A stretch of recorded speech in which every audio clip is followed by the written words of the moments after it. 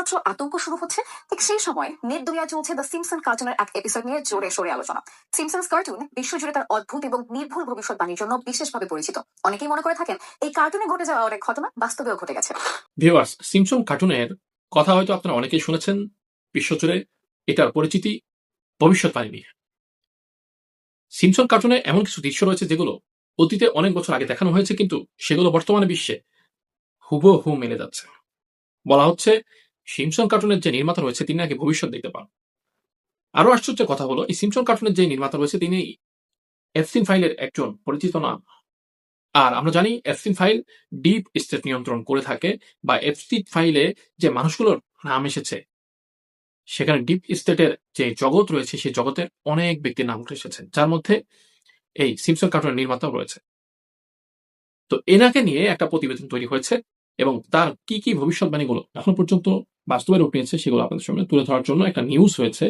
সেই নিউজটা আপনাদেরকে দেখাই, তারপর দুটো কথা বলি। ভাইরাস নিয়ে সবেমাত্র আতঙ্ক শুরু হচ্ছে, ঠিক সেই সময় নেট দুনিয়া চলছে দ্য সিম্পসন কার্টুনের এক এপিসোড নিয়ে জোরে সোরে আলোচনা। সিম্পসন্স কার্টুন বিশ্বজুড়ে তার অদ্ভুত এবং নির্ভুল ভবিষ্যৎবাণীর জন্য বিশেষভাবে পরিচিত। অনেকেই মনে করে থাকেন এই কার্টুনে ঘটে যাওয়া অনেক ঘটনা বাস্তবেও ঘটে গেছে। 2012 সালে কার্টুনের 23 সিজনের এক পর্বে দেখানো হয়েছিল সিম্পসন্স এক ক্রুজে করে ঘুরতে যায়, যেখানে হঠাৎই জাহাজের কিছু যাত্রী জিওবা বেগুনি রং ধারণ করে আর তারা এক নাম না জানা ভাইরাসে আক্রান্ত হয়। পরবর্তীতে এই ভাইরাসের নামই হয় হান্টা। বাস্তবে হান্টা ভাইরাসের প্রাদুর্ভাব লক্ষ্য করা যায় এমভি অন্ডিয়াস নামের এক জাহাজে, যেখানে আক্রান্ত 6 জনের মাঝে 3 জনের মৃত্যুবরণ করে। তবে বিশ্ব স্বাস্থ্য সংস্থা WHO বলছে এই ভাইরাসটি কোভিডের মতো প্রাণঘাতী কিংবা মহামারী হওয়ার সম্ভাবনা তারা এখনই দেখছেন না। 14 বছর আগে প্রচারিত কার্টুনের পর্বের সাথে এখন মূলত সাদৃশ্য খুঁজে পাচ্ছে নেটিজেনরা। এর আগেও ডোনাল্ড ট্রাম্পের মার্কিন প্রেসিডেন্ট হওয়ার পর এই কার্টুনের পূর্বের প্রচারিত পর্বের সাথে মিল থাকা নিয়ে আলোচনার সৃষ্টি হয়েছিল। সিম্পসন্স কার্টুনের নির্মাতা ম্যাট গ্রোয়েনিং, বলা হয় তিনি নাকি ভবিষ্যৎ দেখতে পারেন। তবে আশ্চর্যজনক ব্যাপার হলো এই ম্যাট গ্রোয়েনিং সেই হাই প্রোফাইলদের মধ্যে একজন যার নাম পাওয়া যায় এপস্টিন ফাইলে। খুব বেশি মিডিয়ার নজরে আসেনি তিনি, আর তার বিরুদ্ধে সত্যপত্তপূর্ণ প্রমাণ আদালতের সামনে হাজির করা যায়নি বলে তিনি রয়ে গেছেন ধরা ছোঁয়ার বাইরে।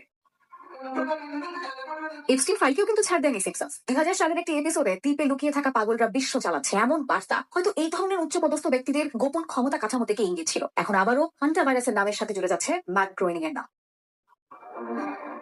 তবে অনেকেই একে নিছকই কাকতালীয় বলে মনে করেন, এমনটা ভাবেন ম্যাট নিজেও।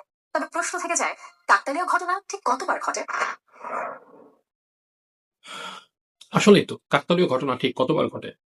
একটা ক্রুজে গিয়ে তিনি ঘুরতে গেলেন, কার্টুনে দেখালেন, তারপর পর একটা ক্রুজেই দেখা গেল একটা ভাইরাস, যে ভাইরাস তিনি কার্টুনে দেখিয়েছিলেন।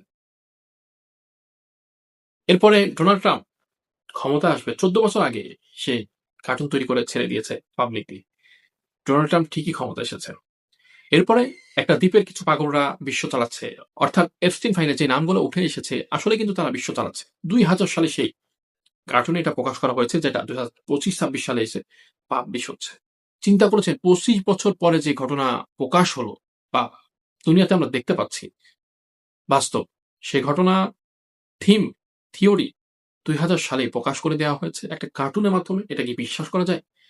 নিশ্চয়ই এই থিমসন নির্মাতা, কার্টুন নির্মাতার সঙ্গে এপস্টিন ফাইল বা বিশ্ব যারা চালায় তাদের একটা বড় যোগসূচক রয়েছে,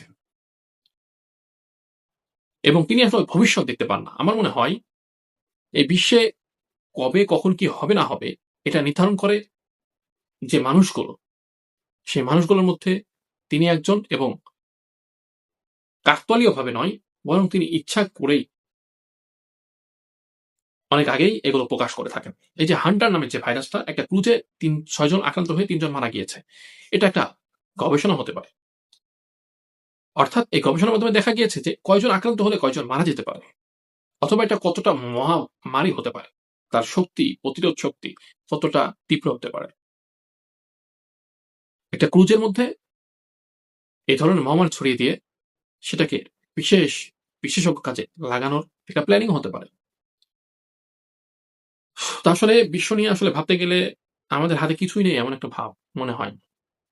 ঠিক আছে, ওপরে আল্লাহ তাআলা আছে, সৃষ্টিকর্তা আছে, তিনি তো পুরো বিশ্ব নিয়ন্ত্রণ করছেন, কিন্তু তাকেও টেক্কা দিতে কিছু লোক কাজ করছে দুনিয়ার মধ্যে।